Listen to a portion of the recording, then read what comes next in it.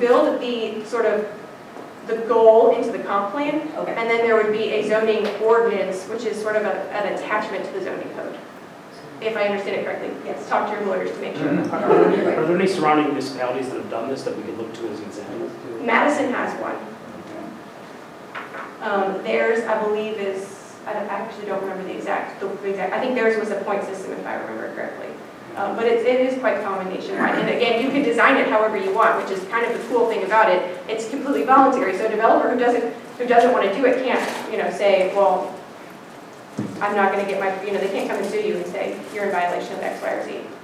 So it's what lots of communities in states like Wisconsin that prohibit inclusionary zoning, that prohibit rent control programs, those sorts of things. In Wisconsin, you can't do those. This is the sort of alternative option. Can you mandate it? Are you allowed to mandate it? So by ordinance? I doubt it, but don't quote again. Okay, That would be a I'm just legal wondering if question. zoning, But but why not? Because to her point, the state banned inclusionary zoning like 2, 3, 4, 5 years ago. So you can't make it. So you can't require that certain number of units be affordable within a project. Correct. No, you can't. You definitely cannot do that.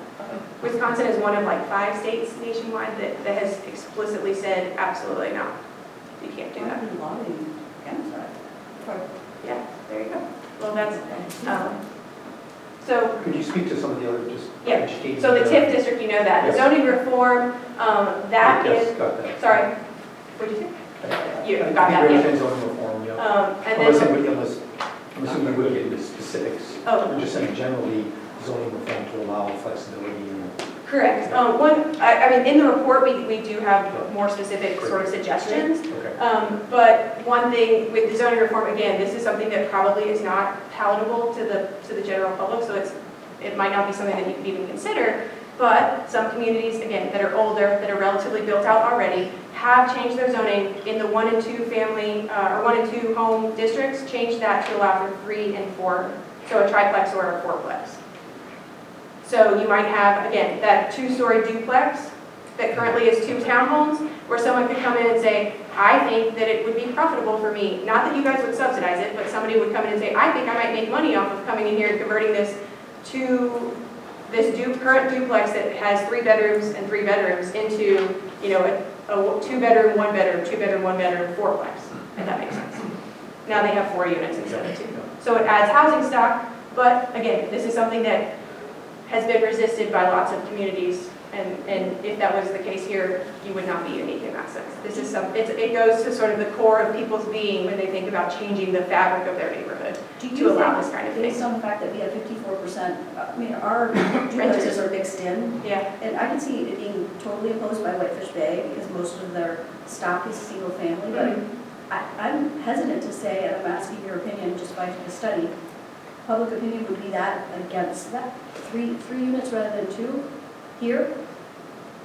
That would be my general thought, but this is not, I didn't hear that specifically from people in Shorewood, so I would not put that on the table as a sort of final point by any means. You guys know your community better than me, for sure. You've heard the outcry against that is, again, sort of a density?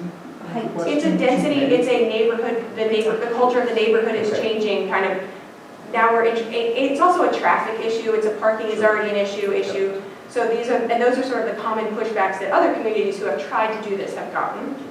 That's a general comment. And then within Shorewood, given the feedback that we got from people about parking already being an issue, and the fact that they did not like high density stuff. Not that this is high density, but it is higher density than what is currently allowed. And in some cases, people say, well, if you go down that road, you just start the ball rolling down that hill. And I don't want to do that. So they put their foot down now, as opposed to later.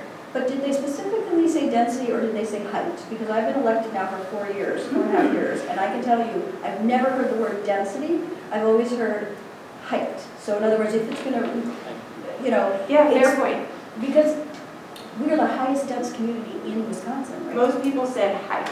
Yeah, Right, okay. Well, traffic would Thank be you for density. specifying. Right? Yeah. Traffic would not be yeah. height, traffic would be Well, density. traffic would be, density specific. So it would, but they didn't say the word density per se when they were talking about traffic. The other words they're using are Yes. related to density. Yes, and yes. density. And height is, in a community that's completely built out, height and density are, highly correlated, so. Well, I'm just thinking if if you're on the same parcel and you're taking down a duplex and you're making a threeplex, or Or it's not quadplex. necessarily height, it's Correct. it's more dense, but it's not necessarily higher, that's why I want to make sure. In that case, I think it would be more of a parking traffic concern. So a lot of people talk about how traffic was already an issue. They did not want parking was already an issue in their communities. They did not want additional housing units in their neighborhoods, just generally. And that was more in response to the accessory dwelling unit discussion that we had.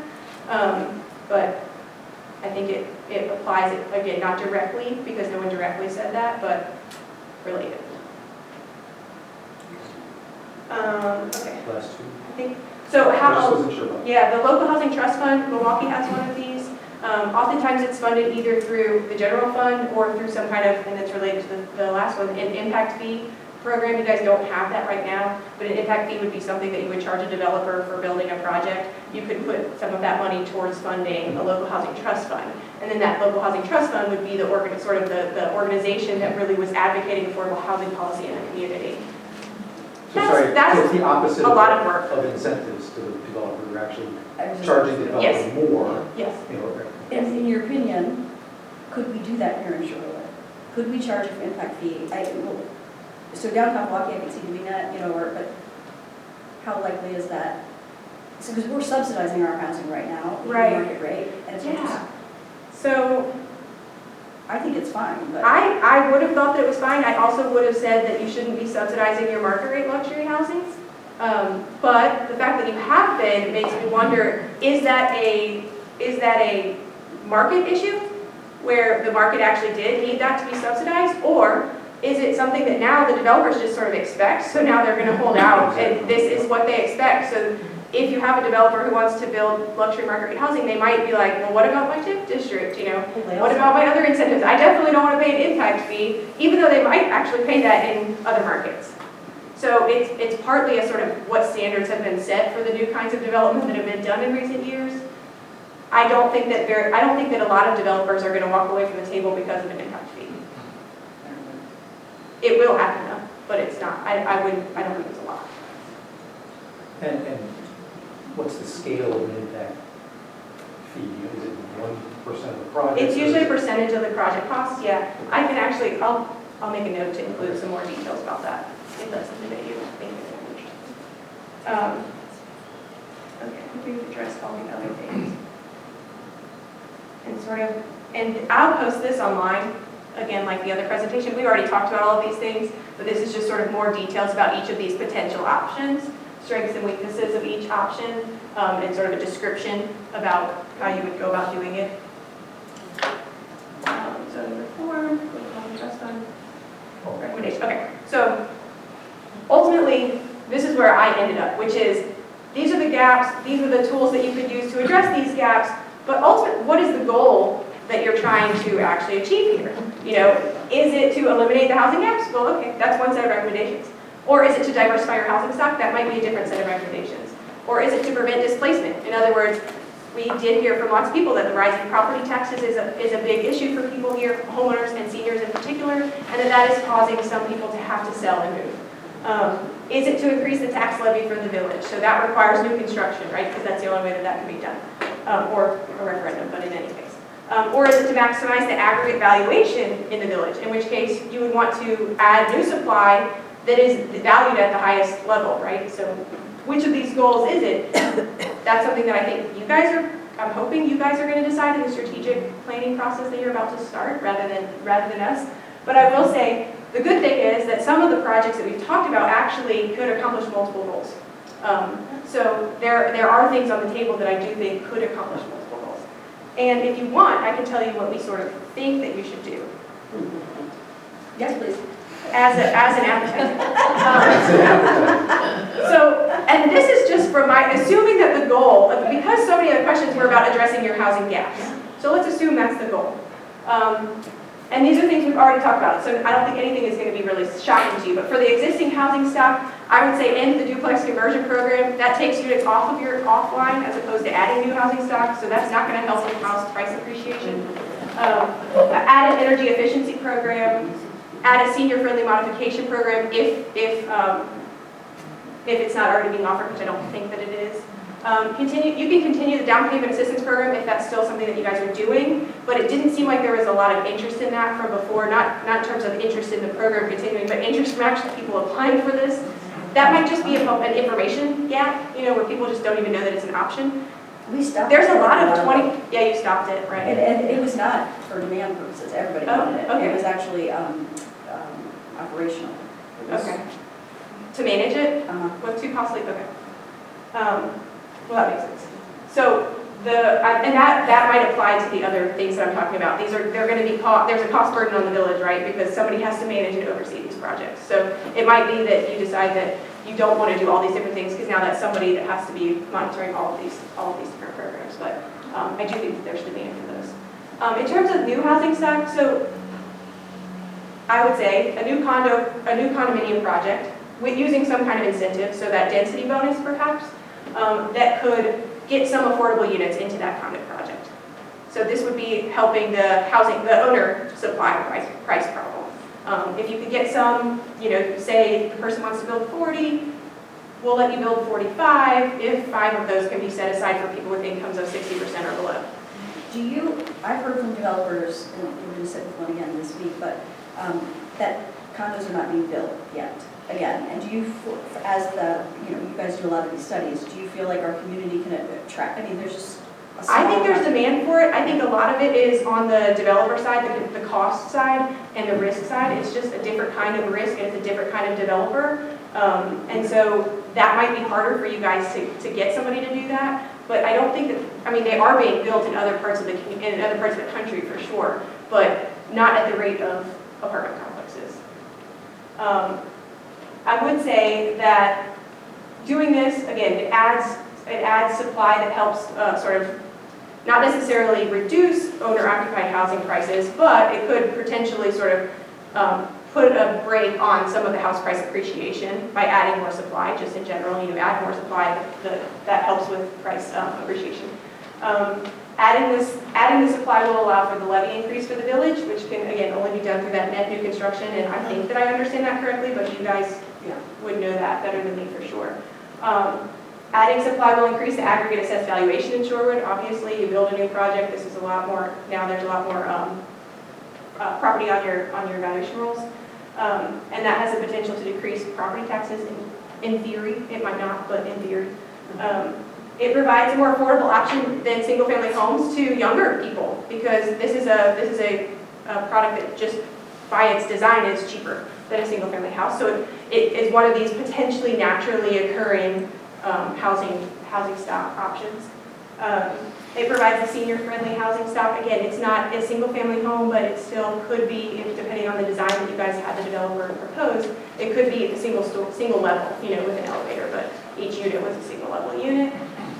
And you can get some more affordable units through some kind of incentive program. Again, I think the density bonus is your best option, just because it's voluntary and it is a way that has worked in other communities, but we also discuss that. If you do decide to do another rental project, this is one thing that I would say. We've talked about it a little bit already, but see if you could convince them to do to set aside some percentage, some number of units as affordable housing units. It could be through this density bonus. It could be through other kinds of subsidies that, if you're subsidizing another light course, maybe you are subsidizing that in exchange for affordable units, but you're not subsidizing that in exchange for no affordable units or something like that. So in communities, as you hear stories of Seattle and every place else where the gentrification is sort of pushing, why wouldn't communities, you have to get affordable housing somehow. It seems like this is the most logical and really only feasible way to do it, right? In other communities, in other communities that I've worked in, if they're larger, Shorewood's very small and we have very active residents, so it makes sense to do the condo, I understand this recommendation. In other communities, a whole Section 8 or a whole tax credit, it's not infeasible there, and so that makes the most sense because you get a lot of tax credits for that. So If you have the land and the because you have space. density enough, yeah. Sorry, for sure. Oh, no, yeah. And if you could overcome the public resistance to the project, then I think a rental affordable housing project is the #1 recommendation. But whether or not that's feasible in this community is the question. You are going to spend a lot of time and effort trying to get a developer to come sign on to doing this project, and then it may be that you get so much pushback that it takes years for it to finally get approved. And you know the community pushback level better than I do, but there is definitely demand for an affordable housing project, either a family project or definitely a senior project. And the senior project is more palatable in general. It's very difficult to tell people to get up and argue against, providing affordable housing for seniors. Nobody wants to actually do that. They do it on paper and, through emails and stuff like that, but nobody really wants to get up in a public meeting and say, I don't think that seniors should have affordable housing. Well, this is seniors and disabilities. And persons with disabilities. We're all going to be seniors. You could even do, there are projects where they do like some of both in the same building, family units and senior units. I did a project, well, I don't know, you guys don't necessarily need permanent supportive housing units, but I've done projects where there's like permanent supportive housing units for veterans who are homeless attached to luxury market rate and in the middle workforce housing. There are developers out there who will do these kinds of projects, absolutely, but maybe your first try is the senior project, because that's something that is more likely to get some support, or at least less resistance. There's definitely a need for it, that's for sure. And if that's something that you guys want to take on, then that would be the recommendation as far as the affordable housing project, senior, or potentially mixed tenancy, but with some senior, or maybe majority senior. But those waiting lists at Light Horse for those affordable units, that's no small thing. Is that considered workforce housing, that level of, at Light The Horse? 60%, it's usually considered low income, low to moderate income. Workforce housing tends to be the 80 to 120% AMI. Okay, but 60 is the highest affordable housing, it's the lowest tax credit you can get. Now you can do 80%. Oh, you can? You can do 80% as long as you do, it's called income averaging. So the average AMI level for the entire project has to be 60% or below, but you can have units that go up to 80%. So this is very new. It was just part of the tax code, or tax change that the Trump administration did a couple of years ago where they added this. So it's much more complicated, but it actually would be great here. Again, if you can find a developer who's willing to tackle a project both in Shorewood that also has that additional complexity, because not very many developers are willing to do these deals yet because they are much more complicated, then the income averaging would be great, because that allows you to go up higher in the income scale, which in Shorewood would be good.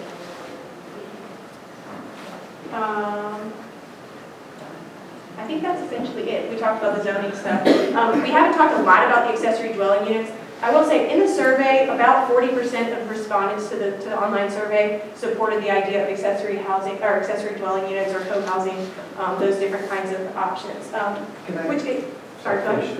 It's not a majority, but I will say it is a relatively easy way to add additional housing units. And if adding additional housing units will bring down prices, then maybe that's the selling point in this regard. The only way you're going to bring down prices or control price growth is by adding more supply.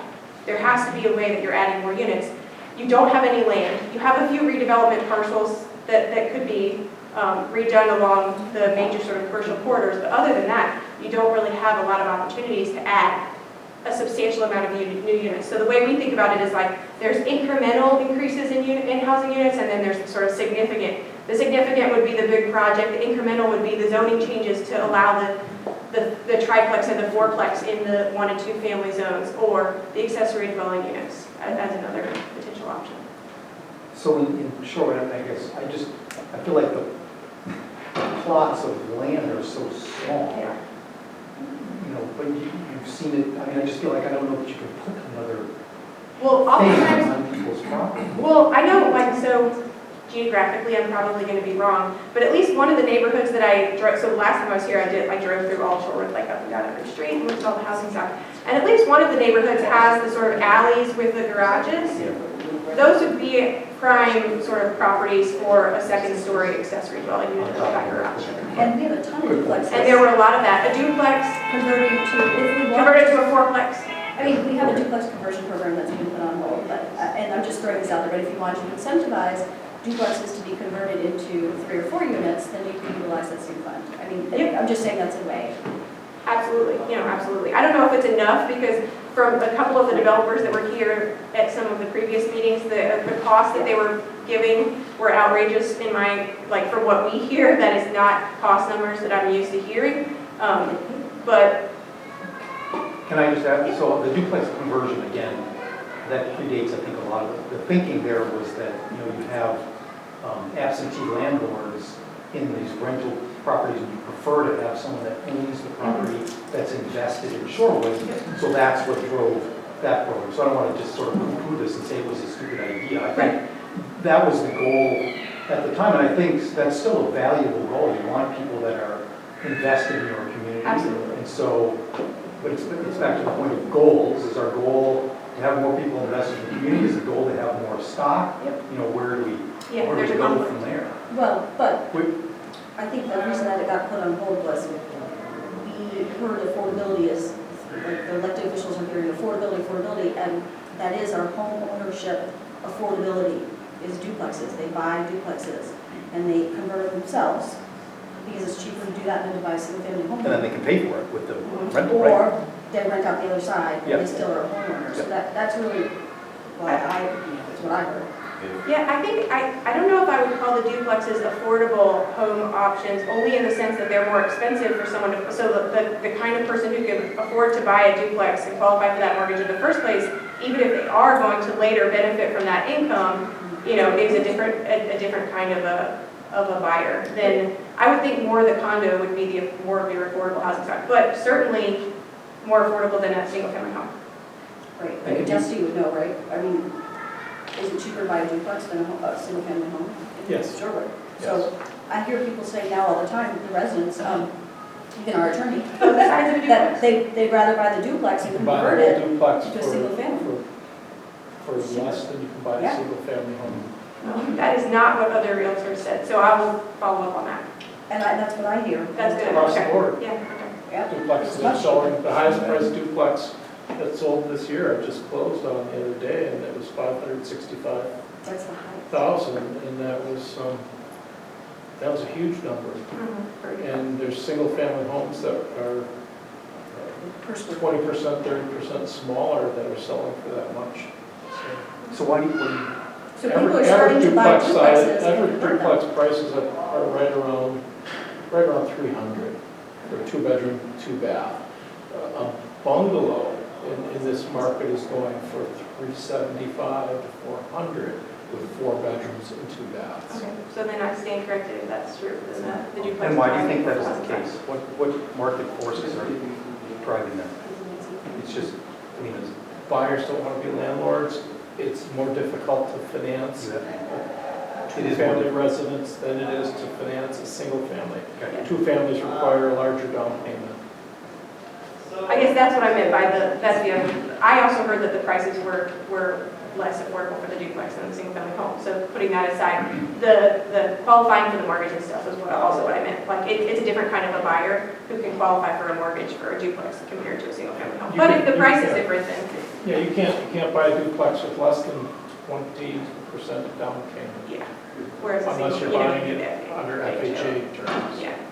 Can you go back a page to the, Keep going. no, I think it's something I don't know, I just keep rolling around in my head trying to figure out. Is obviously, I said it before, there are always unintended consequences to things you try to do as a community, and there are market forces at play that you have no control over. And so as you start to think about what is your ultimate goal, that seems like almost an impossible question to answer, other than to say, we would like to have a community with a diverse, I mean, if you think long enough term, we want to have a little bit of everything for everybody.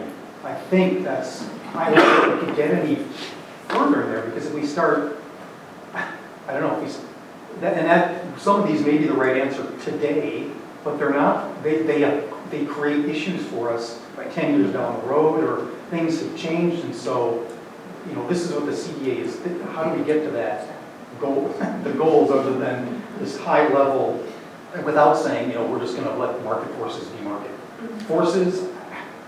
So I don't know if you work with communities who have addressed this effectively, and how do they define their goals, and how do they really make that workable?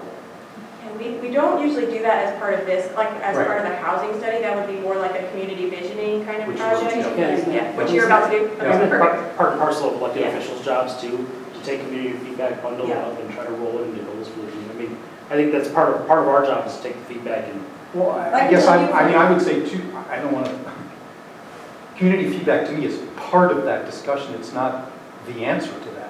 I mean, the community can have views on it, the current community can have views on it, but I don't know that that's, again, necessarily the right answer for the community in the long term, Well, right? I mean, I agree, it's absolutely a component of it. And again, I'm trying to understand this and figure out the right answer.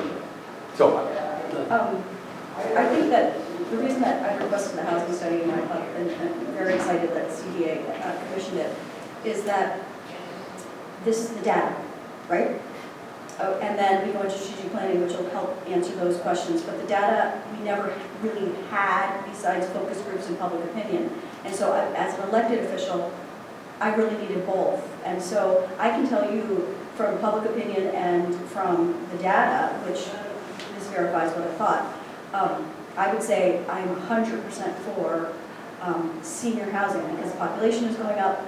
We hear as elected officials from public opinion doing doors that affordability for seniors is really hard right now. And we hear it over and over and over and over. And we say, what's affordability? I love your definition. but isn't affordability for young families And those a two, problem too? correct. I mean, isn't affordability a So problem for everybody? That's the number one thing we've heard in surveys. So for public opinion, that is what, so now the data has shown that if you don't put more supply. And again, I'm not trying to be, I feel like I'm being argumentative. I'm not, Oh, I'm no, really, I this is agree. such a critical question for us. Well, in And I'm- her last presentation, of our affordable housing, I think it was like 64% is rented by people that are above that Right? range, Yes. that percentage. So, But is that a question of supply and demand? That's where they can get it's into a in order to get in the practical matter community. as a landlord, would you rent to somebody who's going to spend half of their monthly Yeah. income or 30% of their monthly Yeah, income? so relying on that natural affordable Yeah. housing stock is dangerous in that Yeah. regard because, I mean, if I'm a landlord, I'm gonna rent it to the person that I know is definitely gonna afford it, be able to afford it every month. That's Right. not, any it's no sort of It's a knock on qualifying landlords, it's factor just. for So the landlord. data shows that just relying on the market to provide it here, because we can get higher rents, that the private sector isn't going to provide it. So what it says to us, if we are looking to provide affordable units, you're going to have to utilize government. You're going to have to step into the market Incentivize in some way. to guarantee that there'll be affordable units. Well, some of Okay, our zoning codes. We do that Or before though, zoning, didn't correct, we? yeah. Our zoning The zoning codes haven't been We looking knew at that- it we for knew that decades Yeah, either. I think the zoning is your best bet because then another thing, another tool that lots of communities use is like property tax abatements. Wisconsin is not allowed to do that. So the state has sort of taken a lot of the tools off of your table. The density bonus is one thing that I couldn't find. Again, you would want to check, with your lawyers, but I couldn't find anything that said that was prohibited. And there are other communities in Wisconsin that have that.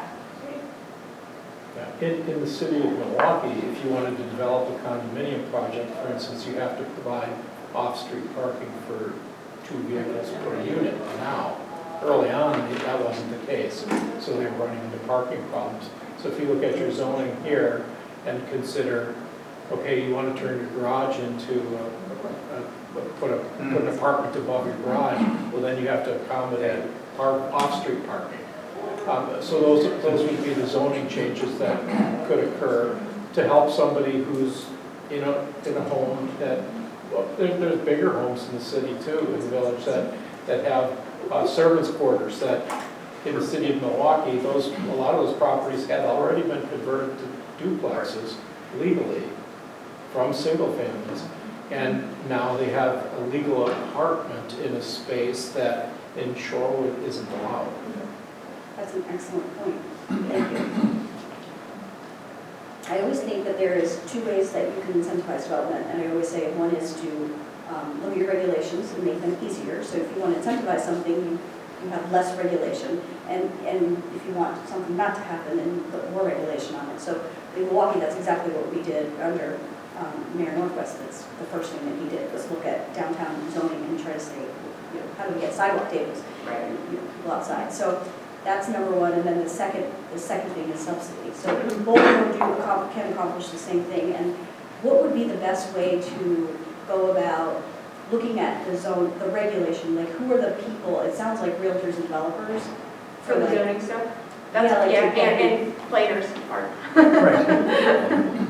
Yeah, yeah. Another thing in the zoning code that is done in other communities, and again, this is piggybacking off of, this study is piggybacking off of your parking study. I don't really know what the results of that are yet. But another thing that other communities do to incentivize or to help with the affordable housing developments, if that was something you guys decided to do, is offer reduced parking ratio requirements. That's just only if it's 100% affordable, only if you're getting, a lot of units. You're not going to do that if you're getting 7 units or something like that. But that's a way that you could get potentially the larger building, especially if it's seniors. It's not unreasonable to say 1 parking space, or we come across projects a lot of times that have maybe 0.5 to 0.7 parking spaces per unit, especially if you put it on a major corridor that's walkable, that has bus stop. It's another possible option. I do. From the right corner. First thing is, this is the Community Development Authority, yet there is nobody from the school board participating in this.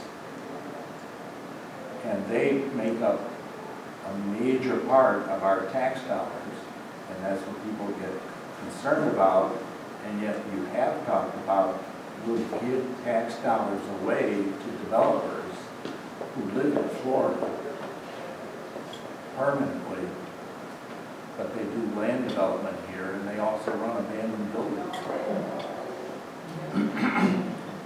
And I think some of the planning is at issue because we haven't made any goals. And I understand that the purpose of this is to make a goal and make a plan for Shorewood.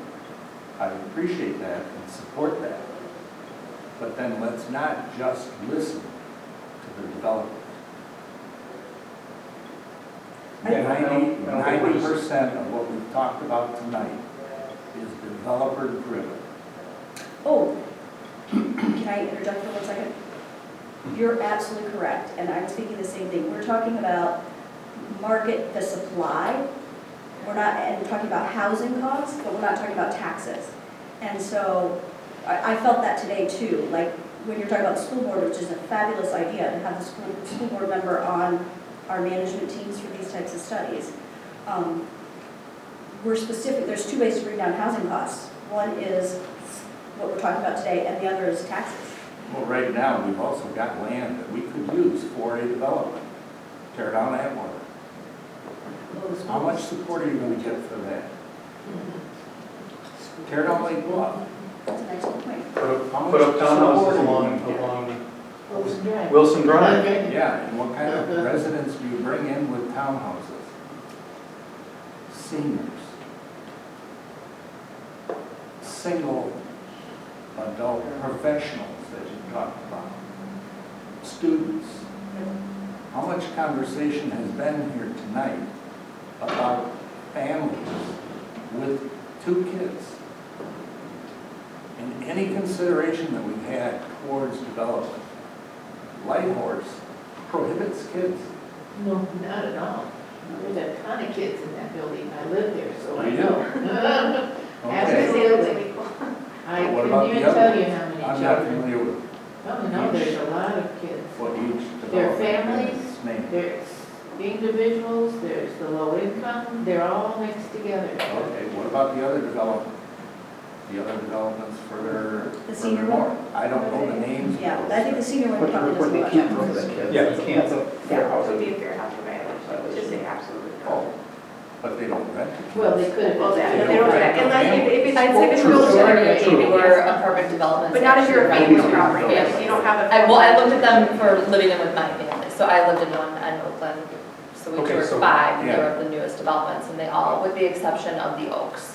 Right, But which there was is no, age-restricted. and we also had that. 2 And kids even in a that row. one is only one person in the unit has to be 55. And they have children in there too because they have somebody that's 55. They didn't tell me that in the Oaks. Yeah, And that's actually not common at all. Most of the time for senior projects where they are age restricted, they don't allow kids. Yeah.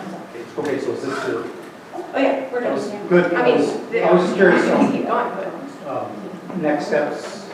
So the next steps are, we are going, so I should have said this at the beginning. So one of the comments that I got, it seemed like the person thought that this was the study, the PowerPoint slides was all that you guys were going to get. That is absolutely not the case. There is a report that is coming. So the next steps is to finalize that report, and then Rachel is going to come on the 7th to present that report. And then at that point, we say final in the sense of we feel like we're done, we've given you what we think, you need, but not final in the sense that you guys can't come back at that point and still say, now that we've seen the document, we would like you to add X, Y, and Z. That's completely fine, yeah. So I think that the presentation, do you have a preference, presentation, document? Given that we don't have a long timeline, even if we got you the document first, it would only be a day or two sooner. So my thinking was presentation and document same time. Then you guys would have some time to give feedback. That's the plan. And you won't see me again. You'll see Rachel next time. Oh, that's a really wonderful. Oh, thank you. You guys have been fantastic. Active community, definitely. But in a great way. I feel like the session has been really wonderful and very We rewarding. appreciate that. Yeah, good. And again, let me go, I think, or will you put this on? But this is the, you can email me if you want to, or this is the link that you can put your feedback, comments. You can email Bart, he can forward it to me. You have lots of choices. But if you have specific things that we didn't talk about that you think we should really address, definitely let me know. Excellent, thank you so much. Thank you.